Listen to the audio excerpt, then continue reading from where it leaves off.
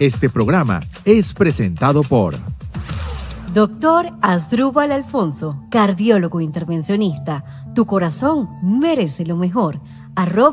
@dr-Asdrúbal Alfonso. Doctora Mayra Martínez, inmunólogo clínico, alergólogo y especialista en microbiota intestinal.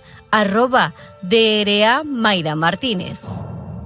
Doctor Víctor Rojas, neurocirujano. @DR Víctor H. Rojas.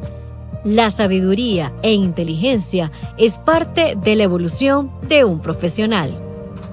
Serosca Protección Radiológica. Protegemos vidas. @Serosca. Ya comienza Tu Consultorio Podcast. Comenzamos un nuevo episodio de Tu Consultorio Podcast el día de hoy, enfocado también a las radiaciones y ver también todas esas aristas que de repente no conocemos tanto como pacientes, pero hoy nuestro especialista nos va a ayudar a entender. Hoy, como siempre, y cada día saludamos a toda la audiencia de la 96.9, la Radio Podcast. Así nos consigue también en todas las redes sociales, @la Radio Podcast. Como siempre digo, lo divertido de esta radio es que nos vemos y nos escuchamos. Combinamos la tradición de la radio y también lo nuevo de las multiplataformas, porque estamos en vivo con ustedes también a través de YouTube, de Twitch, estamos en TikTok y también en Instagram como @la Radio Podcast, y en este momento transmitiendo en vivo a través de mi cuenta @Daniela J. Salas en conjunto con el usuario Serofka, que hoy está el día de hoy acompañando a el doctor Omar Arias, quien es magíster físico médico, además profesor de la Universidad Central de Venezuela y médico nuclear. Un gusto recibirlo, bienvenido, esta consulta es suya. Hola, bueno, muchísimas gracias, gracias por el espacio. Yo creo que al fin y al cabo el tema de las radiaciones es un tema bastante complejo. Muchas de las personas que nos escuchan y nos están viendo han escuchado muchísimos mitos asociados a las radiaciones. Y ese es un tema bien complicado, ¿no? A veces yo siempre parto del hecho de que la radiación no se ve, no se siente, no se huele. O sea, yo no la puedo percibir con mis sentidos, pero yo puedo ver sus efectos a corto, mediano o largo plazo. Y es justamente allí en donde entra, bueno, un montón de información cierta, pero también un montón de información que sabemos que no es tan cierta. Entonces, la intención justamente de espacios como este es que podamos ayudar a toda la audiencia a que entendamos en la razón, en la esencia de la radiación, y luego que podamos ir justamente elaborando, construyendo toda esa parte de conocimiento. Así que bueno, para eso estamos hoy aquí. Por supuesto, empecemos entonces con esos mitos y realidades. Empecemos con radiaciones, por ejemplo, el teléfono celular, las tablets. Pueden ocasionar, por ejemplo, que se activen células cancerígenas en nuestro cuerpo, parte también de las dudas que se tiene con el largo del tiempo. Claro, mire, hay algo muy importante. Lo primero, ¿Qué tan fuerte es la radiación del teléfono? Exactamente, exacto. Para más o menos ponerlos en contexto a todos quienes nos están acompañando. Lo primero que debemos tener en consideración es que, bueno, esa radiación que no se ve, no se siente, no se huele, no tiene masa, es solamente energía, ¿sí? Y nosotros la podemos caracterizar en forma de lo que conocemos como el espectro electromagnético. Allí nosotros dividimos la radiación en términos de la cantidad de energía que tienen las diferentes ondas. Entonces partimos desde las ondas de radio, que son las de menor energía, hasta la radiación de tipo gamma, que serían las de más alta energía. Entonces, ¿qué tenemos en el medio? Tenemos las ondas de radio, las ondas que utilizamos para nuestros teléfonos celulares, para la televisión, por ejemplo. Luego vienen las microondas, que es la que utilizamos en el horno microondas. Luego, de manera subsiguiente, tenemos el caso de la radiación del infrarrojo. Todos y cada uno de nosotros emitimos calor, y esa emisión de calor es justamente emisión de radiación del infrarrojo.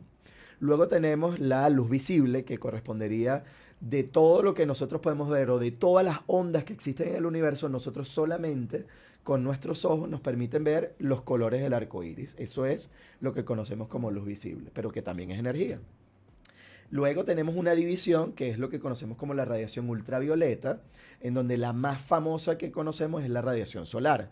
Sin embargo, el Sol emite todas las radiaciones, pero la que más llega a nivel de la superficie terrestre es la radiación ultravioleta.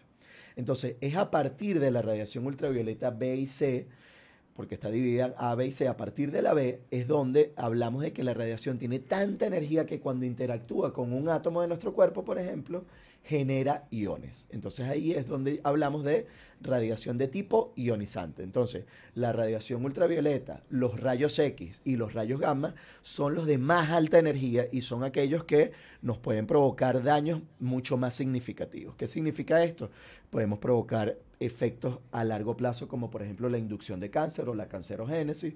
Podemos generar daños como alopecia, es decir, la pérdida de vellosidades de manera temporal o de manera permanente. Podemos generar quemaduras, podemos generar diferentes tipos de aspectos, pero siempre, Daniela y amigos que nos escuchan, obviamente enfocados en la cantidad de exposición. A mí siempre me gusta aclararles, sobre todo a nuestros médicos residentes, yo les digo, bueno, miren, esto es como la manzana, ¿sí? Tú, por ejemplo, has escuchado a alguien que se haya muerto por comer manzana. No. No, aparte de, bueno, si excluimos de ahí a Blancanieves, porque además, bueno, revivió y tal, y el caballero, el príncipe. Pero si la sacamos ahí, Pero no se murió. no se murió. Pero, por ejemplo, gente que se muera por comer o por ingerir cianuro, sí, evidentemente el cianuro es mortal para los seres humanos. Ahora, la semilla de la manzana tiene cianuro, pero obviamente la concentración, es decir, la cantidad es muy baja. Entonces, bueno, no es lo mismo a que a ti se te vaya una semilla mientras te comes una manzana, que le prepares un batido de semilla de manzana a la suegra y se la des mañana, tarde y noche por 6 meses. Es muy Miren diferente. que por aquí hay varios riéndose, incluso hasta detrás de las cámaras, así que ya sabemos que si hay alguna víctima, alguna suegra, tengan cuidado las suegras que nos Lo están único, lo escuchando. que se escucha son las risas de fondo, ¿verdad? Pero, ¿qué quiere decirnos esto? Entonces, lo que nos está diciendo Claro. es que La clave, concentración. exacto, la clave es la cantidad de radiación a la cual nosotros nos exponemos. Entonces, en medio de todo esto, ya sabemos que lo que más energía tiene, rayos X, rayos gamma y radiación ultravioleta. ¿Qué pasa con el caso de los teléfonos celulares? El caso de los teléfonos celulares, si bien es cierto, son de baja energía, es decir, es radiación de tipo no ionizante, lo que sí es importante es que cada vez estamos en un mundo con mayor cantidad de exposición a ondas de radio. Entonces, hay diferentes artículos de investigación a nivel mundial. Uno de ellos, el RADACIMI, es un estudio que se realizó estudiando ratas a las cuales se les colocaba un tumor a 2 grupos de ratas. En un caso estaban expuestas a ondas de radio y en otras no. Y veíamos cuál era el comportamiento ante la exposición de ondas de radio. ¿Qué nos trajo como consecuencia de esto? Lo que vimos fue que aquellos ratones que estaban expuestos a las ondas de radio de manera continua desarrollaban un cáncer que era más agresivo que aquellos que no. Entonces, a partir de allí, lo que se ha recomendado, y por eso es que si ustedes, pasa es que muy pocas veces cuando compramos un teléfono nos ponemos a leer el manualito o las instrucciones, eso no, casi nunca ocurre, ¿no? Pero si nosotros leemos, hay una recomendación por parte, en el caso europeo o en el caso americano, en relación a tener cuidado con el uso continuo del teléfono celular. ¿Qué pasa? No está demostrado hasta ahora que vaya a generar la inducción de cáncer, pero lo que sí sabemos es que puede llegar a ayudar en el desarrollo de lesiones tumorales. Claro, pero nosotros todos, absolutamente todos, vivimos casi que con el teléfono como una extensión de nuestro cuerpo. ¿Por qué? Estamos todo el día con él, sea por trabajo, sea por comunicación. Vamos al baño con el teléfono. Sí. Casi que nos bañamos con el teléfono porque ponemos música mientras nos bañamos. Dormimos con el teléfono. O sea, el teléfono es una extensión hoy en día prácticamente de nuestro cuerpo. Y a veces dicen, no, pero no lo pongas en la cama, pero lo pones en la mesita. La mesita está cerca. Sí. Esas radiaciones de igual manera inciden, afectan, qué tan lejos, qué tan Muy cerca, si lo coloco a una distancia, ¿qué hay ahí? Está excelente porque justamente hay 3 medidas básicas en la protección radiológica. Y las 3 medidas básicas que podemos utilizar en cualquier ámbito son distancia, tiempo y blindaje. Es decir, mientras mayor es la distancia entre la fuente que emite radiación y la persona, menor es la cantidad de radiación que voy a recibir. Eso desde el punto de vista matemático va como el inverso del cuadrado de la distancia. Eso quiere decir que si yo aumento un metro de distancia, para traducir, pero para ser precisos era así, pero en la traducción es que si yo aumento un metro de distancia, yo disminuyo 4 veces la intensidad de la radiación. Sí, pero ninguno está con 1 metro de distancia del teléfono. Ojo, pero, y aquí voy, nosotros tenemos 24 horas del día. Ahí está No, Pablo. claro, está complicado vivir en nuestro día a día, pero Si yo puedo de las 24 horas, agarro 8 horas, que son las 8 horas de sueño, y lo tengo a 1 metro de distancia, sí, para aquellos que somos altos, bueno, 1 metro es una...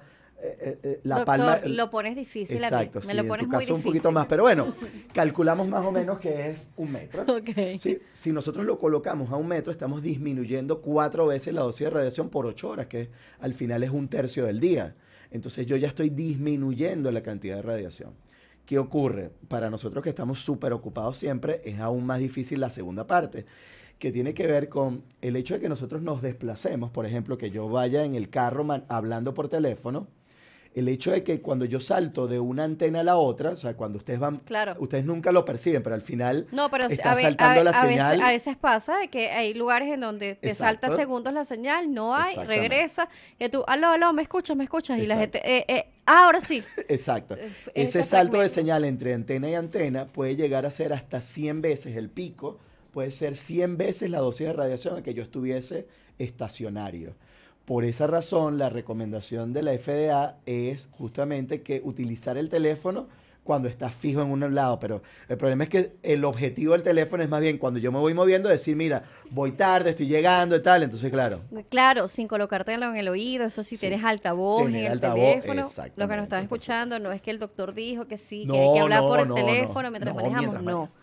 no. Exacto. Pero si usted tiene un altavoz, muchos de los carros ya así. también están adaptados con un micrófono. Exactamente. Y yo voy hablando normalmente así, yo digo, hoy vas de copiloto, vamos a hablar mientras Exacto. yo manejo. Y eso tiendo a hacerlo mucho, pero por el altavoz. Bueno. Nunca descuidando el foco del manejo. Así es, así es. Y justamente el hecho de utilizar el manos libres o el altavoz, lo que está haciendo es aumentar la distancia entre el dispositivo y mi persona. Entonces, esa es una de las medidas básicas. Ojo, ese mismo principio lo aplicamos, por ejemplo, en las salas de radiología.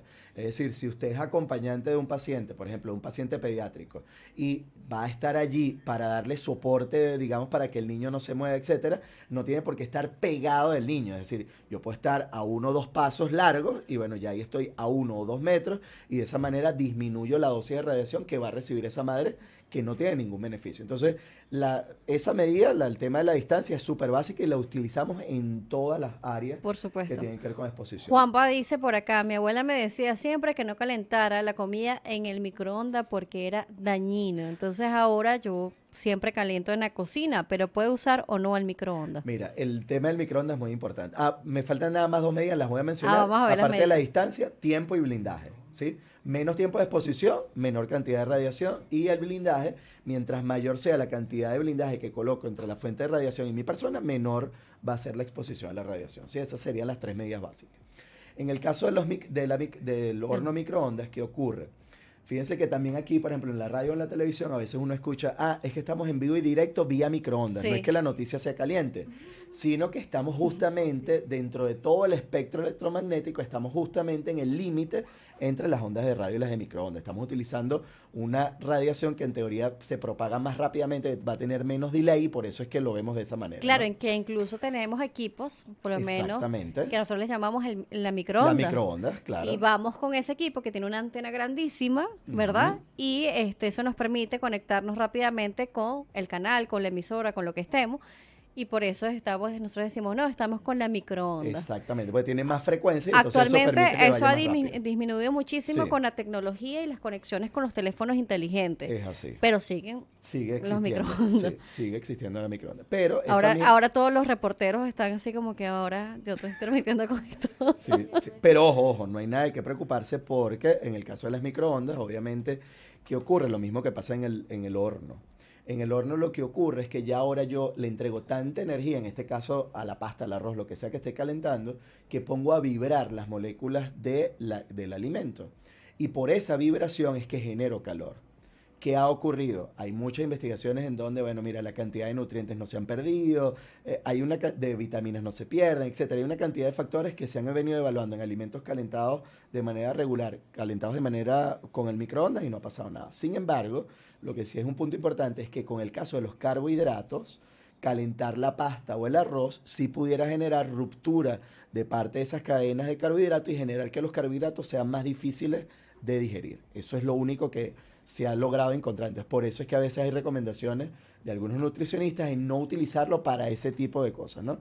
De igual manera, bueno, hay otras recomendaciones que son más del ámbito nutricional, pero que sí tienen que ver con el tema de la cadena de frío. Por ejemplo, el hecho de que si yo voy a descongelar un pollo, tratar de que ese pollo vaya del congelador a la nevera y después de la nevera pase al microondas y no hacer el salto brusco del congelador al microondas porque estoy calentando algo demasiado, o sea, estoy generando una diferencia de temperatura tan amplia que lo que voy a generar es que, bueno, haya ruptura de los músculos, etcétera, de una cantidad de cosas, factores dentro del pollo de la carne que al final entonces Sí, es pierde. que justamente hay una opción de descongelado. Sí, Seguro cuando está apurado, yo lo hago. muy bien. Yo lo hago y lo meto allí en la parte de descongelado porque dice pollo, carne. Y yo digo, Exacto. listo, ya. Esto se descongeló y no se cocina. Exactamente, eso es lo Pero importante. hay que pasarlo entonces de congelador a nevera. ¿Cuántos minutos podrían ser si estamos apurados? No, es que bueno, la intención es que si yo Que ya más o descongele menos, lo más que claro, puede. que descongele lo máximo posible y ya luego pasar. Pero, Y yo que- ojo, lo que quiero decirles sí es que si ustedes observan el microondas, él tiene como una mallita el vidrio, ¿no? El Ajá. vidrio no es completamente No. transparente. Esa mallita realmente sirve para detener, para mantener la radiación justamente allí. O sea, que no le Es quiten una- nunca la mallita a la puerta. Exactamente, sí. Además que en teoría no debería poder funcionar porque, bueno, hay unas cantidades ahí de Sí, pero hay bloqueo, gente, hay gente ociosa. hay gente que puede inventar. Hay gente exacto. muy Pero ociosa. la intención es mantenernos allí y de esa manera, bueno, yo genero, digamos, el calor allí. Tengamos siempre en cuenta que estoy poniendo a vibrar las moléculas. Si las estoy poniendo a vibrar, no es que hay radiación que queda allí dando golpes y tal. No, nada de eso. Sino que generé esa perturbación en esas moléculas y obviamente eso generó calor, ¿no? Es lo mismo que cuando ustedes tienen frío y obviamente hacen el frote, por ejemplo, entre la mano y el brazo. En ese momento lo que está ocurriendo es que estoy generando ese calor, ese movimiento Claro. en esas moléculas. No es que Entonces, vamos a comer todos los días del microondas. Claro, sí. Eso también es la cantidad también de radiación, ¿no? Lo que estábamos hablando hace unos minutos. Sí, No, claro, ¿qué no, tanta una, cantidad no vas a una utilizar? semilla te va a matar, Claro, pero claro. sí todas las cantidades acumuladas, Entonces, ¿no? por eso siempre la recomendación es irnos siempre a lo más natural, ¿no? Ahorita vivimos en un mundo en donde el cáncer es una de las, digamos, la enfermedad del siglo, en donde hemos observado la cantidad de personas con cáncer que hemos tenido comparada con la que teníamos hace 100 años o hace 200 años. Si bien es cierto, han mejorado mucho las técnicas diagnósticas, también es cierto que hemos modificado de manera muy drástica tanto la alimentación como los patrones de trabajo, de estilo de vida saludable. Entonces, Porque eso nos por obliga. acá María A. Velázquez nos dice, he leído algunos estudios que dicen que si me hago una mamografía, puedo ocasionar también cáncer de mama al futuro por la cantidad de radiación. Mira, ¿Cierto o excelente. falso? Falso, falso totalmente. Mira, esto es una muy, muy buena pregunta y tiene que ver con, nuevamente, con la cantidad de radiación, ¿sí? Yo siempre parto del hecho de que los mitos han comenzado en algún momento, empezaron por ser una realidad y luego en alguna parte de la historia se tergiversó la historia y se convirtió en un mito, ¿no? ¿Qué pasa con el caso de la mamografía particularmente? La mamografía sigue siendo el gold estándar en el screening del CA de mama. ¿Qué significa esto en español? Y ya estamos cerca también del mes rosa. Ya estamos a punto de estar ya en octubre. Lo que significa esto, ya por ahí hay una cumpleañera seguramente también. No, ella Ah. está emocionada porque a ella le encanta hacer trabajos especiales del mes rosa. Ah, muy bien. Bueno, tenemos trabajo que hacer entonces ahorita en octubre. Sí. Mira, hay uno de los puntos importantes es que la mamografía me permite a mí distinguir o evaluar microcalcificaciones, o sea, conglomerados, pedacitos, cositas muy chiquitas, más pequeñas que el milímetro, y por lo tanto, lo que nos permite a nosotros es que en una paciente sana nos permite a nosotros evaluar o diagnosticar un cáncer en los estadios más tempranos. Entonces, por eso la mamografía hoy todavía en 2024 sigue considerándose como el gold estándar para esas pacientes que sin ningún tipo de síntoma podemos evaluarla. Ahora bien, ¿qué ocurre? Omar, ¿quiere decir que entonces si yo me expongo a radiación no voy a llegar a tener cáncer? Sí, pudieras llegar a desarrollar cáncer, pero ¿cuál es la probabilidad de ocurrencia por una mamografía? La probabilidad de ocurrencia es 1 en 1.000.000, ¿sí? Es decir, 0, Ni siquiera es una en 100, es No. una en 1.000.000. entonces esto es 0,00001%. Obviamente es un número extremadamente bajo, no es cero, pero es un número muy bajo. Ahora, comparar el riesgo de llegar a producir un cáncer radioinducido en 40 años versus diagnosticar de manera temprana un cáncer de mama, obviamente el beneficio es mucho mayor que el riesgo. Y eso es una de las medidas que se tiene como principio de la protección radiológica en todos y cada uno de los factores que nosotros manejamos. Es decir, siempre garantizar que el beneficio sea mayor al detrimento de la salud que va a provocar un determinado estudio o un determinado tratamiento. Entonces, en el caso de la mamografía, la recomendación es que siga realizándose su mamografía anual de control. En el caso de Venezuela, la Sociedad Venezolana de Mastología lo ha establecido como una vez al año a partir de los 35 o 40 años, dependiendo de los factores de riesgo, etcétera, acompañado del ultrasonido.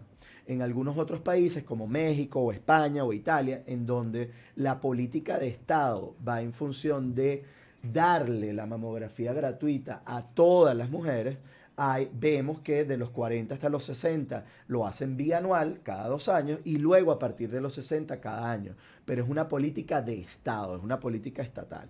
En nuestro caso, la recomendación es que lo hagamos de manera anual porque hemos diagnosticado cada vez cánceres más tempranos, que también tenemos que recordar que no es lo mismo una paciente europea a una paciente latinoamericana y particularmente en Venezuela.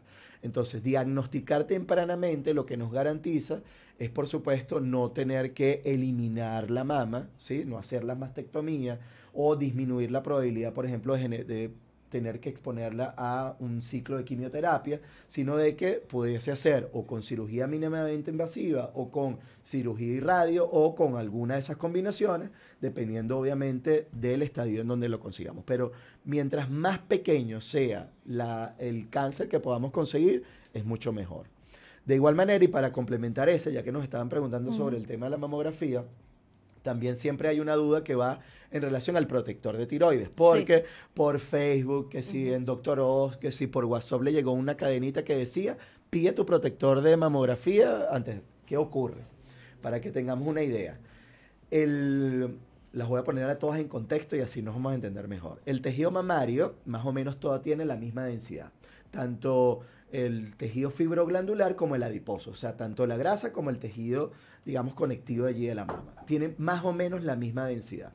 Entonces, en la mamografía yo trato de distinguir esas diferencias en densidad justamente a partir de una escala de grises y por eso la compresión es tan importante, porque al comprimir yo reduzco el grosor de la mama y de esa manera trabajando con baja energía yo puedo atravesar la mama y ver esas diferencias de densidad que están muy cercanas. Incluso entre una lesión tumoral y el tejido fibroglandular, las diferencias son muy pequeñas. Entonces es muy difícil distinguir eso. Es más fácil observar lo que sería la frontera de una lesión. Sin embargo, lo que sí es muy fácil de observar son las microcalcificaciones, porque justamente tienen calcio. Entonces tienen más o menos el doble de la densidad que el resto del tejido. Entonces, ¿qué pasa? En ese momento yo tengo calcio, tengo tejido fibroglandular y tejido adiposo. Si yo comprimo, hago una buena compresión del tejido mamario, hago un buen posicionamiento de la paciente, utilizo un mamógrafo adecuado, digital, que entregue menor cantidad de radiación, que sea más sensible al detector, evidentemente la cantidad de dosis de radiación va a ser muy baja y voy a poder ver esas diferencias de densidades. Pero ¿qué ocurre si yo coloco un protector de tiroides en la paciente? En ese momento el protector de tiroides puede entrar dentro del campo de visión. Entonces, lo que antes para el equipo el 100% era la microcalcificación, que solamente era el doble del resto del tejido, ahora el 100% se convierte en el protector de tiroides, que el plomo es 500 veces más denso que el calcio. Entonces, evidentemente, oscurezco la imagen y oculto información valiosa para el diagnóstico de la paciente. Entonces, el protector de tiroides existe, sí, y lo utilizamos, por ejemplo, en las salas de radiología intervencionista, de cardiología intervencionista, si vamos a hacer algún estudio especial, si vamos a hacer, por ejemplo, usted es paciente o es un paciente pediátrico y vamos a realizar algo a nivel, por ejemplo, del tórax y podemos excluir el caso de la tiroides, podemos utilizarlo, es decir, que no esté dentro del campo de visión. Pero en la mamografía. Pero en la mamografía no se recomienda porque puede alterar la imagen y más bien ocultar. Y no hay nada más peligroso, Daniela y todos aquellos que nos observan y nos escuchan, no hay nada más peligroso que una mamografía en donde a ti te digan, tranquila, vete, nos vemos el año que viene. Porque más o menos el tiempo de duplicación celular es de cada 100 días en el caso de una lesión tumoral.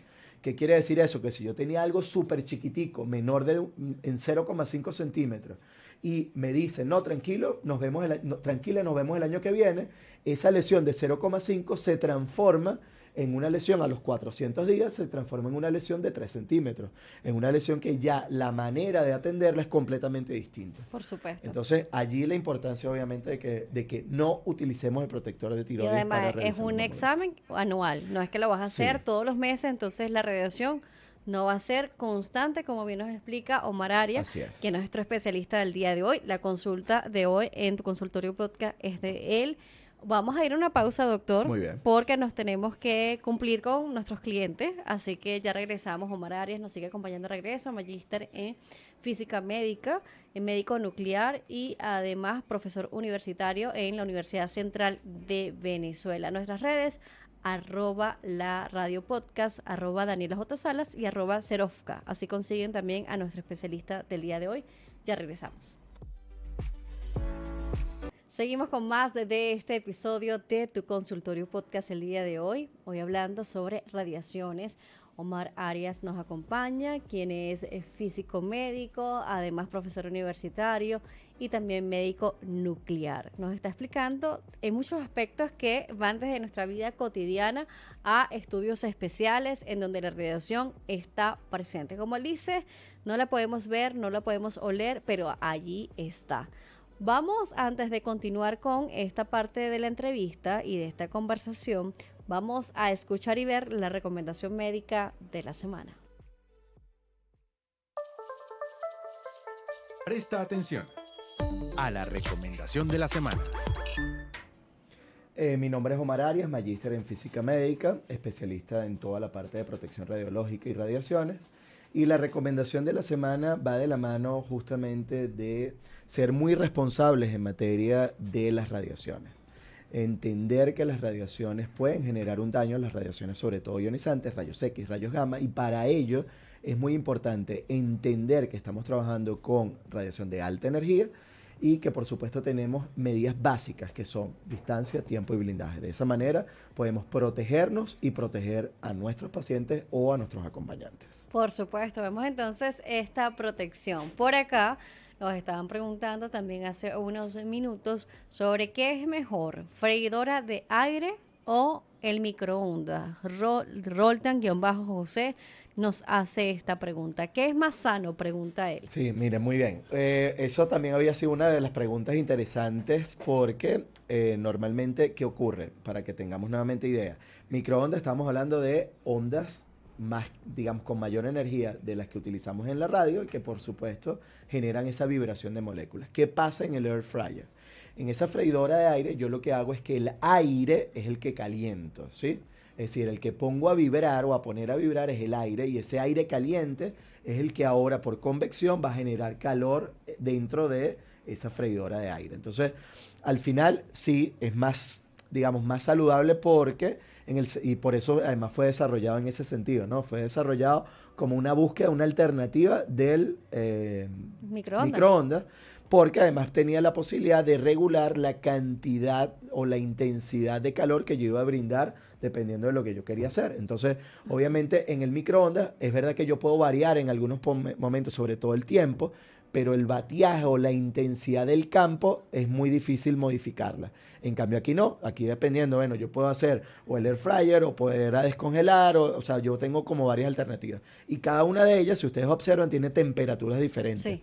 La temperatura que se asocia ahí es la temperatura del aire que estoy generando. Es más o menos un equivalente al horno que nosotros utilizamos. Es decir, yo tenía una resistencia, a través de esa resistencia hago pasar una corriente eléctrica y genero calor.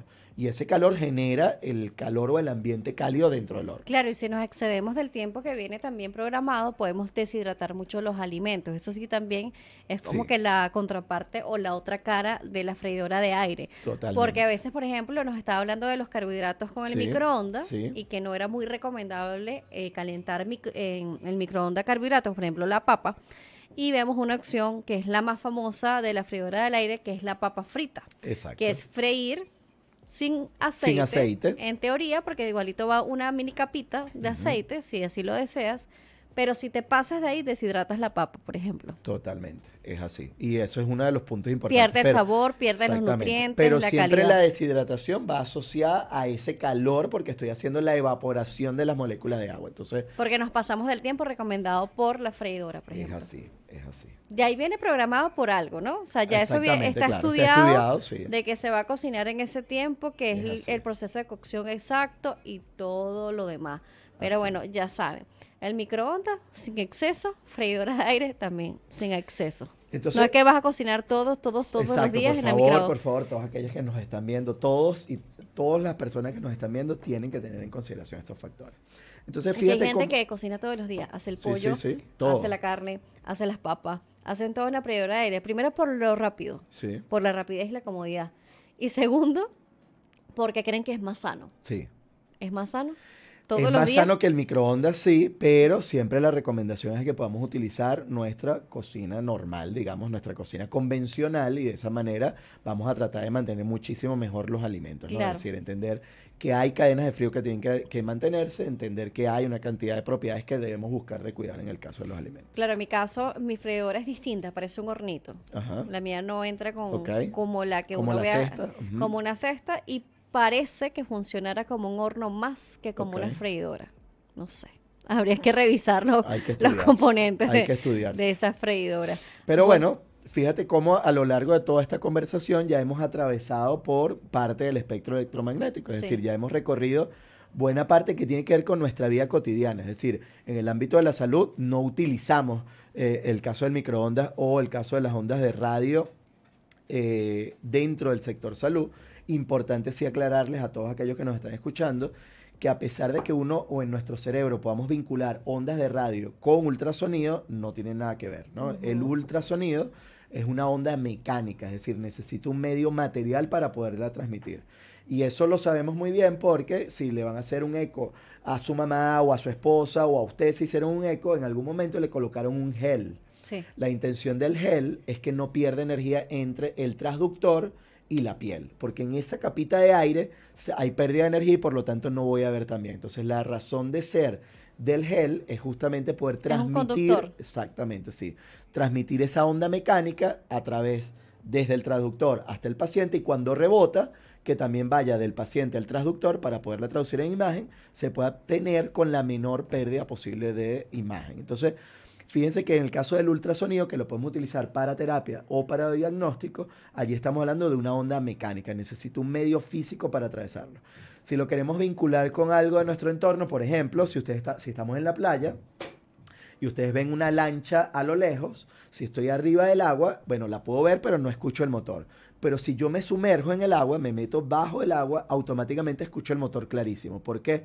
Porque en el agua, como las moléculas de agua están más cerca que en el aire, el oxígeno, etcétera, obviamente la transmisión, o sea, esa vibración pasa más rápidamente. La velocidad del sonido en el agua es más rápido que en el aire. Entonces, Por supuesto. lo mismo pasa en el caso del ultrasonido. Por eso es que utilizamos el gel óptico, por ejemplo, para realizar los Peligros estudios de del ultrasonido que seguramente nos van a Muy preguntar bien. en unos En el segundos. caso del ultrasonido no, por ser justamente una onda mecánica. Si bien es cierto, sabemos que al ser una onda de mecánica, justamente es una vibración. Es como que si yo le diera un golpe a la mesa y ustedes sienten, a pesar de que si están más cerca de mí en la mesa, sentirán la vibración más fuerte y mientras más alejado, menor será la vibración. Justamente lo mismo ocurre en el caso del ultrasonido. Por eso es que el primer estudio, si hay una sospecha de una paciente que esté embarazada o si vamos a evaluar a una paciente embarazada, el primer estudio es el ultrasonido. Y El que es ultrasonido seguro. es completamente seguro, incluso para el bebé en las primeras etapas. Por eso es que lo realizamos justamente de seguimiento en el caso fetal. ¿Qué Sí, ocurre? porque eso es impresionante. Casi todo está como que contraindicado para la mujer Sí, embarazada. sí, sí. O sea, si estás embarazada, no tomes esto. Si estás embarazada, no hagas esto. Si estás embarazada. Pero el ultrasonido, sí. Sí, porque el ultrasonido, ¿qué ocurre? Lo que también es importante es que no podemos estar haciendo un ultrasonido al bebé durante todos los meses, durante todas las semanas de todos los meses del embarazo, porque entonces también, ¿qué ocurre? Hay una estimulación adicional al bebé, sobre todo a nivel del cerebro, porque bueno, hay toda una estimulación de una cantidad de vibraciones que él no debería estar recibiendo. Más allá de eso, obviamente el seguimiento es completamente normal y vinculándolo con el caso de mamografía, por eso es que el estudio complementario de la mamografía es el ultrasonido.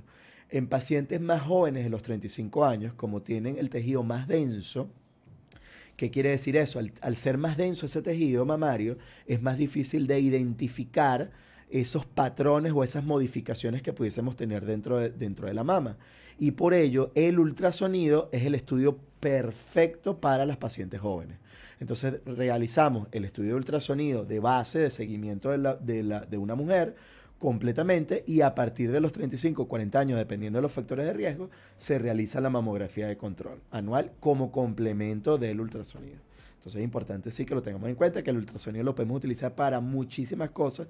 Incluso si tenemos llega una paciente con algún tipo de politraumatismo y tal, y no sabemos muy bien hacia dónde ir, antes de realizar una tomografía, lo primero, y sospechamos que pudiera estar embarazada, lo primero es realizar un ultrasonido. De esa manera podemos evaluar la paciente y luego, dependiendo de los hallazgos que podamos conseguir allí, entonces, bueno, la recomendación es continuar con los estudios que se requieren. Hablando de equipos radiológicos, tomografías, tensiometrías, rayos X en general, el personal de salud sí, muy importante. debe tener protección porque, bueno, a veces dicen, bueno, paso todos los días haciendo estos estudios, pero resulta que, por ejemplo, no están tan cerca. Una de lo que nos está hablando, uno de los principios, la distancia. Sí, mira. Yo vine a la clase. Muy bien, no, ya veo, excelente. Aquí me gusta, estamos perfectos, estamos súper alineados. ¿Qué ocurre con el caso de nosotros como trabajadores ocupacionales?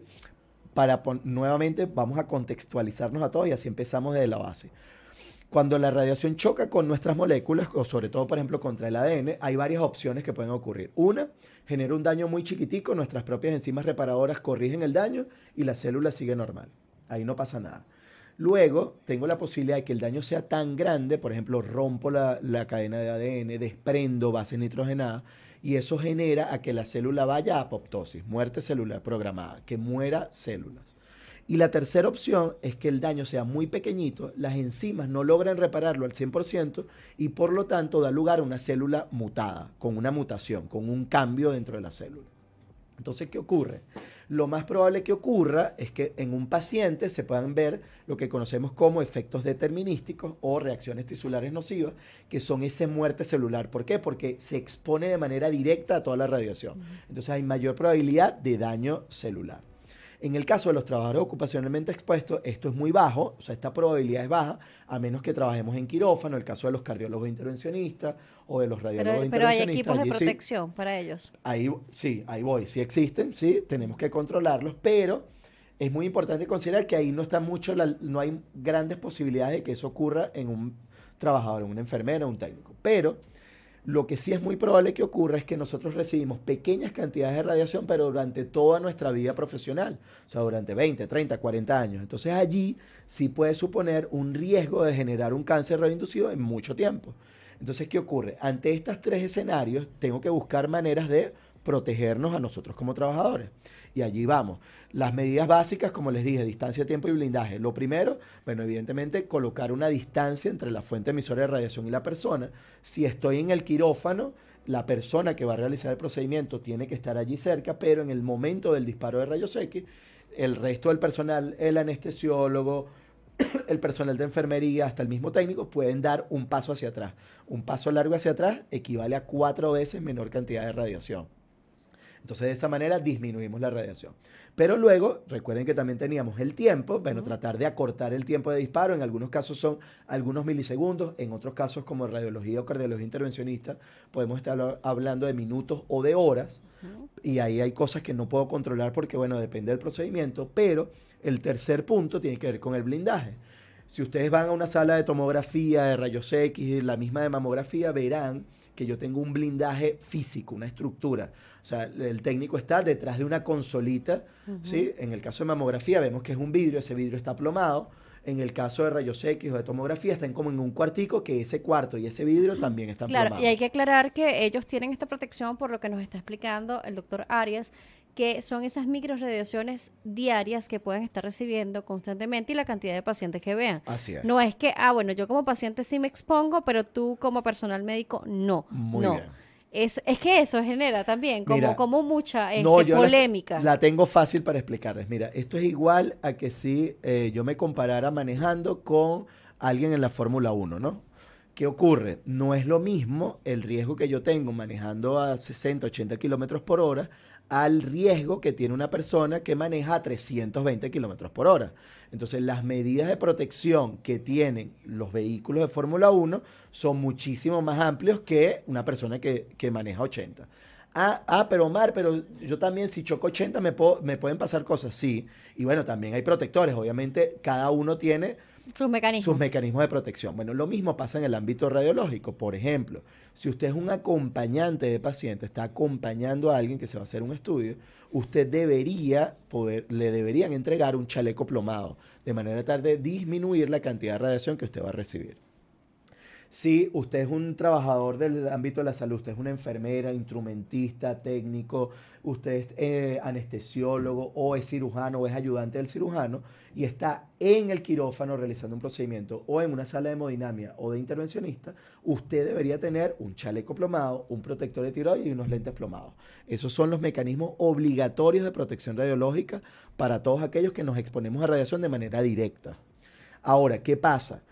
Bueno, mira, Omar, es que se nos complica toda la situación, no tengo tantos chalecos plomados como para todo el personal, entonces lo importante es que yo pueda administrar adecuadamente los recursos. ¿Quiénes son los que están más expuestos y están más cercanos? Los que estén más cerca, exacto, y los que no necesitan estar allí en ese momento, aléjense un poco y nos protegemos por distancia. Entonces, siempre tener en cuenta esas 3 medidas que les comenté, que son básicas, nos sirven para todos los escenarios, incluso en el ámbito nuclear, de energía nuclear, son las mismas medidas. O sea, si nosotros hacemos, por ejemplo, ahorita que cuando pasó el caso de Fukushima en el 2011, el caso de Fukushima del 2011 fue muy diferente al caso, por ejemplo, de Chernóbil, a pesar de que hubo todo un tema de contaminación, etcétera, porque evidentemente se cumplieron con todos los mecanismos de protección. Y se aprendió también del Y se pasado. aprendió muchísimo, sí.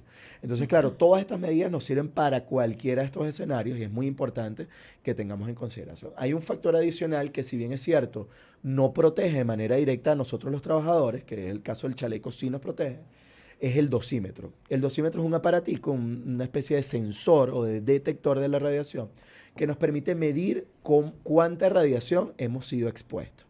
Porque esto es muy importante, porque si bien es cierto, no nos protege de manera directa, no va a detener la radiación que va a llegar a nosotros, sí nos funciona como una especie de brújula dentro de un avión, es decir, nos dirige y nos dice, mira, hey, estás recibiendo muchísima radiación o estás recibiendo una radiación apropiada, mira, tienes que optimizar la técnica o qué está pasando, y eso nos permite reducir la dosis en los trabajadores ocupacionalmente expuestos. Omar, ya se nos está terminando el tiempo, pero antes de despedirnos, quiero que nos comentes si desde Serosca tienen estos equipos de protección, si hay equipos que ustedes tengan que disminuye la cantidad de radiación y que pueda estar como alternativa de opciones también para el sector salud.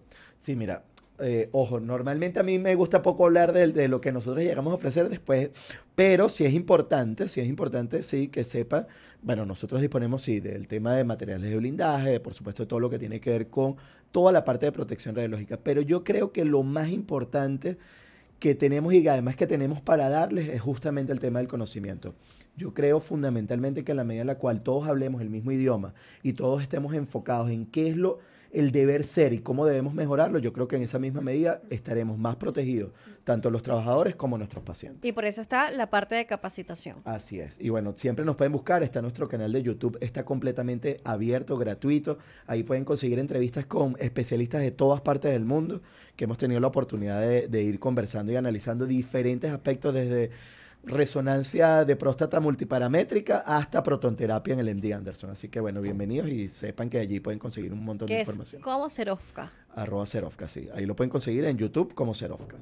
Y ahí también en todas las redes sociales. Igual en nuestras redes sociales, en nuestra página web, Serofca con S y después FCA, ¿no? Serofca@gmail.com y Serofca también, serofca.com y allí en nuestro canal de YouTube. Gracias por estar con nosotros el día de hoy. Gracias a ustedes. Estuvimos conversando con Omar Arias, quien es magíster en física médica, también es médico nuclear, además profesor universitario, entre otras especialidades que también tiene Omar.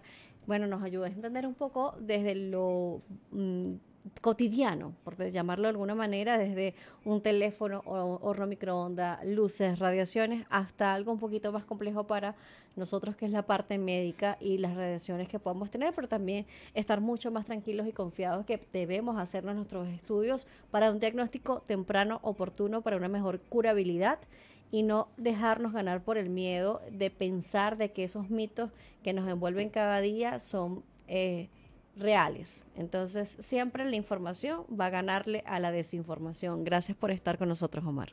Gracias a ustedes.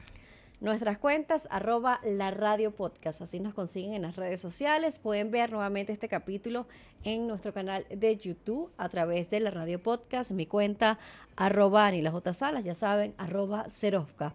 De esta manera nos despedimos el día de hoy, deseándoles un excelente día. Este programa fue presentado por Doctor Asdrúbal Alfonso, cardiólogo intervencionista.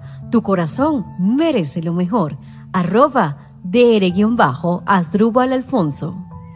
Doctora Mayra Martínez, inmunólogo clínico, alergólogo y especialista en microbiota intestinal. @DRA Mayra Martínez.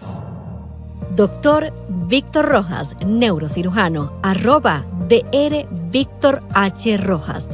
La sabiduría e inteligencia es parte de la evolución de un profesional. Serofka, líderes en protección radiológica y física médica. Síguenos como @Serofka.